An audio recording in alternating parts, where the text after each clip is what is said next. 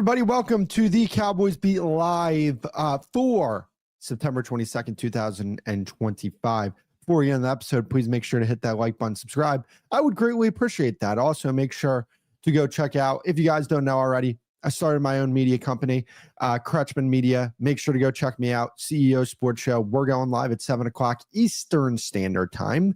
And here's the thing. This all is a placeholder. Like right now, I know we're going super early in the morning because that's really the only time I can go.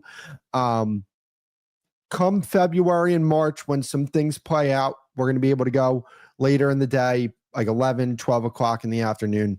So look out for that. But yeah, please make sure to hit that like button, subscribe. I would greatly appreciate that. Without further ado, let's get into the episode. So the Cowboys lose 31-14 against the Chicago Bears. The story coming out of this game for the Cowboys is obviously Matt Eberflus and the defensive unit as a whole. I understand why Cowboys fans want the Cowboys to fire Matt Eberflus. And if that's your take, that's your take. I don't entirely disagree with that. But I would also say this. The personnel on this defense is the problem. It's not just Matt Eberflus. If you want to say that Matt Eberflus is the problem, okay, please make sure to point out that this personnel is just not good enough. They're bad on the back end right now with safeties, and their cornerbacks aren't playing good at all. They don't have good linebackers. They have no pass rush. This is a personnel problem more than it is a Matt Eberflus problem. And I'm not trying to defend Matt Eberflus. I'm really not. But at the same time, what do you expect this guy to do with the defense that he's been given from the front office, right? Like, people wanted to see them play more man, myself included. I just wanted to see what it looked like. You want to know what happened? I think Caleb Williams threw 44 for 4 for like 91 yards and a touchdown against man coverage. So he made the adjustment to man. It didn't work. He plays zone. It doesn't work. It's because the personnel isn't good enough. And this is the problem that the Cowboys have right now. This is their third defensive coaching staff in 3 years. Mike Zimmer tried to make it happen with Dan Quinn's personnel. And then he tried to bring in some of personnel that was going to fit his defense. Now Matt Eberflus is trying to make it work with Dan Quinn and Mike Zimmer's personnel while also bringing in some of his guys. There's no consistency with this defense. The personnel does not fit the scheme that Matt Eberflus wants to play.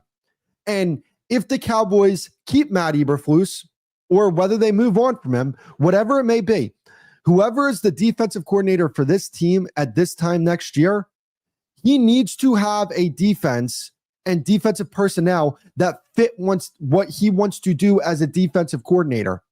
I think you need to do a complete overhaul of this defense. You're going to have draft capital. You're going to have a bunch of money to spend.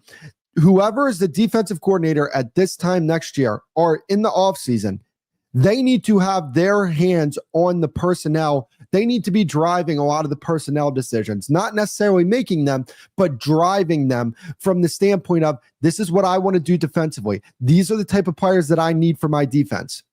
Because right now, Matt Eberflus is trying to make it work with Dan Quinn guys, Mike Zimmer guys, and Matt Eberflus guys. It's not going to work like that. And that's where I'm coming from this whole thing. They need to have personnel that fits what Matt Eberflus wants to do defensively. Because last year was Mike Zimmer. People said, Mike Zimmer, he's over the hill. He can't coach in the NFL anymore. Okay, I thought he was a pretty damn good defensive coordinator, me personally. 2 years ago was, well, Dan Quinn, when he plays these good teams, he folds against these good teams. Well, okay, sure. Matt Eberflus is a bad defensive coordinator, even though he's never been a bad defensive play caller. Like when he was in Indianapolis, he was the defensive coordinator there. He did a good enough job to get a promotion to being a head coach. And even in Chicago, when he was the defensive play caller, they did some good things over there. I'm inclined to believe that Matt Eberflus is a pretty good defensive play caller, but he does not have the personnel that he needs. And that's the biggest problem of this. And if you think that this is covering fire for Matt Eberflus, I really hope you don't think that. because this is a problem with the personnel as well, from the standpoint of these guys just don't look coached up properly. Like, it's not even just a defensive structure type of thing. It's these guys aren't coached up properly. And that's a big time problem as well. So whatever move you want to make at defensive coordinator, I'm fine with whatever move you want to make. If they move on from Matt Eberflus, fine. They keep Matt Eberflus, fine. I have no loyalty towards Matt Eberflus. He has not gotten my favorite team anywhere. Like, I don't have any loyalty towards the guy. His defense has been underwhelming so far to start the year. They played 2 good quarters of football against an offense that flat out looks mediocre in the Philadelphia Eagles. Looks mediocre. Great, they had a good half, but what I've seen from that offense throughout the course of the season, they're mediocre. Matt Eberflus had a good half against a mediocre offense. And to be honest with you, he's had 8 quarters of bad football against bad offenses. The Bears, they're a bad offense. The Giants, they're a bad offense. And this team defensively made Caleb Williams and Russell Wilson look like good quarterbacks. Let me repeat that. The Cowboys defense made Russell Wilson and Caleb Williams look like good quarterbacks. Now look at what those 2 quarterbacks have done against other defenses, because it hasn't been pretty. I mean, the Cowboys in Disney World have one thing in common. It is a place where dreams come true. When I see these quarterbacks in those roles before the commercial, and they're showing, the Chicago Bears or the New York Giants sidelines, and quarterbacks who have not been good are sitting there smiling, laughing with their teammates, it looks like a Disney World ad. That's how bad this defense has been. It's been embarrassing. These offenses have no business moving the ball as successfully as they have on your defense. And this is where I get into, it's not just a personnel thing, because the personnel isn't good. But yeah, it is a Matt Eberflus thing. It's both parties. But let's make sure both parties get the proper blame. I see a lot of people going at Matt Eberflus. I'm fine with that. But at the same time, let's make sure to go after the personnel, because they didn't play good enough. And here's the thing. When you look at this defense, their safeties have been average for years now. The problem is those average safeties that you have had, they're now starting to get older. So what happens to players once they start getting older? Their play starts to drop off. So now you have below average safeties. Your pass rush is non-existent.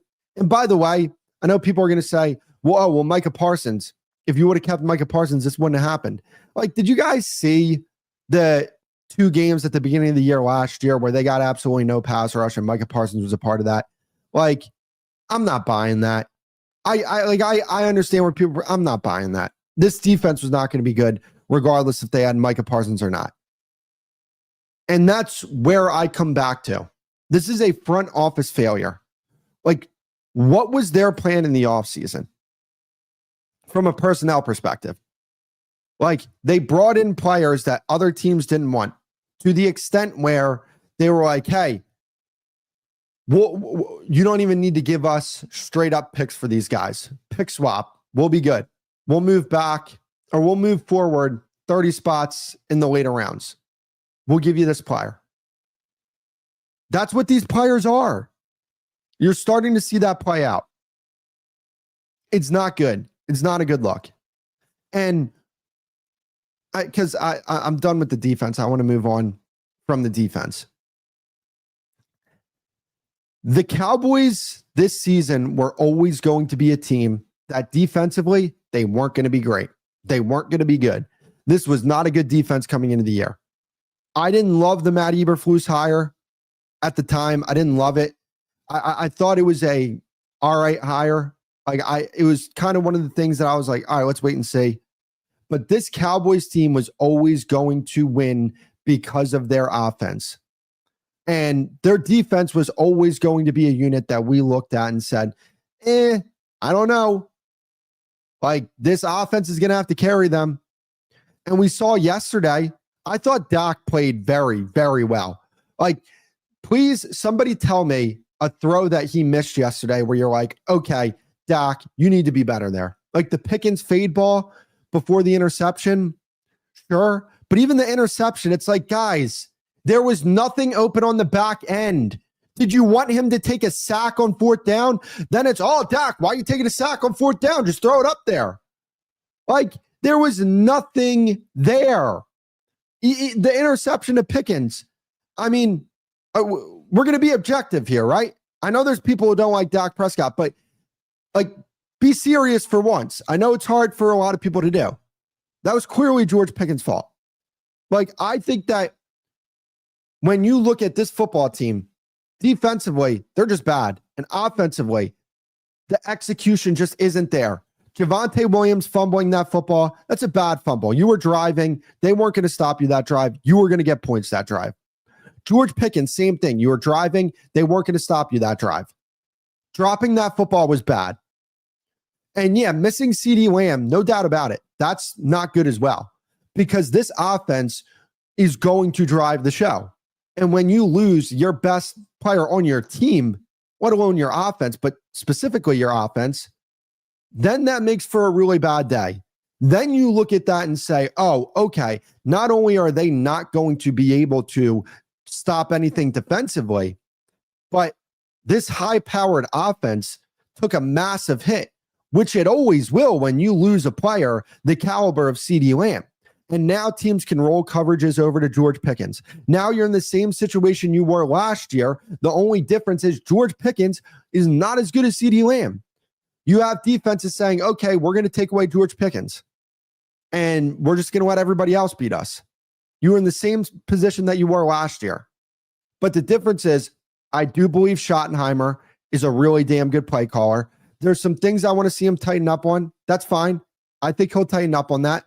But like Dak, to me, like when you look at this team going forward, I think Dak is playing at a really high level, and I think he'll be playing at a high level for years to come. I like Brian Schottenheimer as a coach and as a play caller. Can he be better? Absolutely. It's also his third game as a head coach. He'll make the improvements he needs to make. And offensively, they just need to execute. Like, they're running the ball effectively. That's great. Like Javonte Williams, you can't fumble there. Like, that's just bad. Like, you took an explosive play off the board for your team. Inexcusable. And Pickens, like, you can't drop that football. I get it. He's going to take accountability as he should. Like, I get it. He's frustrated by it. But, man, you cannot drop that football. There's no ifs, ands, or buts about it. His hands are too good. He's too sure-handed for that. That is part of George Pickens' superpower. Like, here's the thing. CeeDee Lamb can drop passes because it's CeeDee Lamb. He's a volume receiver, right? He's going to get open. That is his superpower. But with a guy like George Pickens, where his superpower is, I am really good with my hands. I'm going to make plays down the field. I'm a reliable receiver. You can't have drops like that. I can deal with the CD drops because of what else he's going to do, because of the fact he can consistently get open and the fact that he's a volume receiver. George Pickens is not a guy that's going to get a bunch of targets in a game, because that's just not the type of receiver he is. That archetype of receiver, you don't get that from that guy. He's not a volume receiver. So he's going to get 7 to 8 targets a game. Like at max, he's not a 10+ target guy. So when you get in those situations, you need to come up with that football. Your team was driving. And I just wonder what this game would have looked like if they would have ended up scoring on that drive. I don't know what else you wanted Dak Prescott to do. Like his best receiver went down. And I think that he did enough to move the ball in this game. The 2 interceptions, like, let's be better than this as football fans. If you watch the game, you see why he threw those interceptions. It's just, there are some really good things about this team. And this is why I'm not as upset as I was last year about this team. I'm not happy. Don't get it twisted. I'm not happy about this football team and the direction in which they're going right now. But I'm not as upset as I was last year. And the reason why I'm not as upset as I was last year is because there are legitimate bright spots about this team. The quarterback is playing at an extremely high level. The play caller is doing some really good things. They're running the ball effectively. It's a young offensive line. It hasn't been great, but you see they're moving in the right direction. Defensively, it's just bad. It's really bad. And I really hate to sell hopium here. I really, really hate to sell hopium because it's hard to spin it any type of way. The Cowboys could actually be in a position where personnel-wise, in a few weeks, they could be looking a lot better than they are right now. Obviously, they have to get Deron Bland back.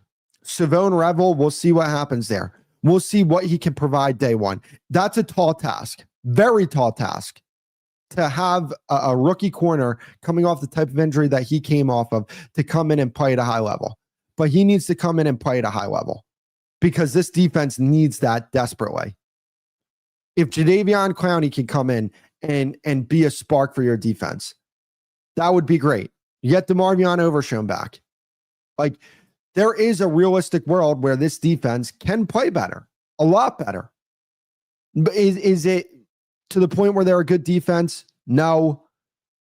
But can this defense turn into something that is enough for this offense, high-powered offense, to be able to put enough points on the board to win games? We'll see what happens. It's a tough sell. I get it because there are a lot of ifs, but that is something that realistically could happen. And that's where I would just say I'm not 100% out on the season. It depends. Like, here's the thing. My expectations were managed. I didn't think this was a Super Bowl team. I just didn't see that in the future. I didn't see that with Micah Parsons. Damn sure without Micah Parsons, they're not winning a Super Bowl. So that's just my expectations for the football team. And that just is what it is. And here's the thing. Going into this offseason, and the fact that Cowboys fans are talking about the offseason after week 3 for the second year in a row shows the colossal failure from a personnel perspective that the Cowboys front office has put forward. Colossal failure is the only way you can describe this. There's absolutely no reason we should be talking about the offseason in week 3 of an NFL season. The Cowboys need to take personnel acquisition more seriously.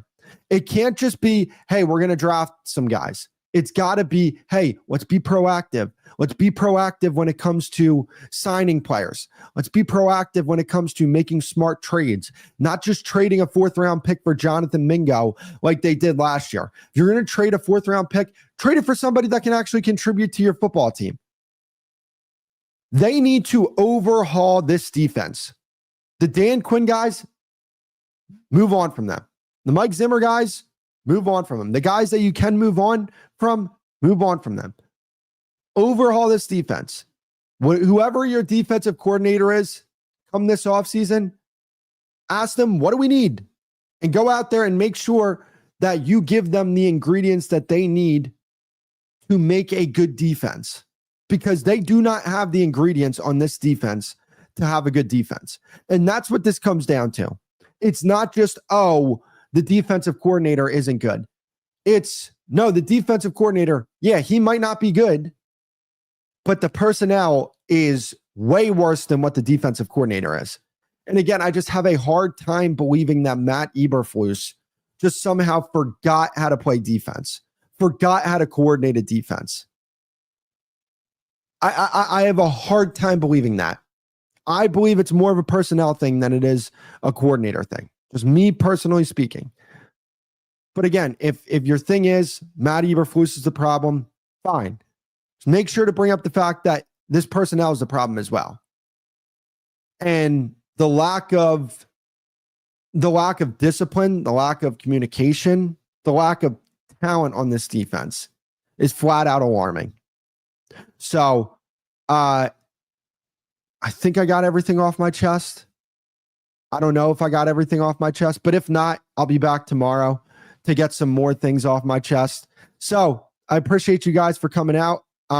Please make sure to hit that like button, subscribe. CEO Sports Show will be live in 28 minutes. So please make sure to go check that out. I would greatly appreciate that. And until next time, I will see you guys later. Peace.